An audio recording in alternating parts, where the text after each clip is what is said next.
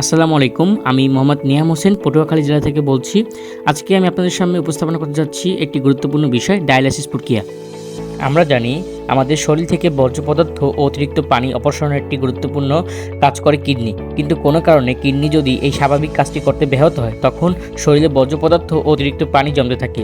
এই অবস্থায় কিডনির কাজকে কৃত্রিমভাবে সম্পন্ন করার জন্য গুরুত্বপূর্ণ চিকিৎসা পদ্ধতি হলো ডায়ালাইসিস। ডায়ালাইসিসের মাধ্যমে রোগীর রক্ত শরীরের বাইরে নিয়ে একটি বিশেষ ডায়ালাইসিস মেশিন বা ডায়ালাইজেশনের মাধ্যমে পরিশোধন করা হয়। প্রথমে রোগীর রক্ত বিশেষ একটি প্রবেশপথের মাধ্যমে মেশিনে যায়। এরপর রক্ত ডায়ালাইজেশনের মাধ্যমে প্রবাহিত হয়। ডায়ালাইজেশনের বিশেষ ঝিল্লির মধ্যে রক্ত গিয়ে বিভিন্ন বর্জ্য পদার্থ ও অতিরিক্ত পানি অপসারণ করা হয়। পরিশোধিত রক্ত আবার রোগীর শরীরে ফিরে যায়। এভাবেই ডায়ালাইসিস একটি নির্দিষ্ট সময় ধরে চলতে থাকে এবং কিডনি দুর্বল বা অকার্যকর হলে শরীরে রক্ত পরিশোধনে সহায়তা করে। এটিকে আরও সহজ এবং সুস্পষ্টভাবে উপস্থাপনা করার জন্য এবং ব্যক্তিগত কিছু কারণে আমি এখানে অ্যানিমেশন ভিডিওর সাহায্য নিয়েছি।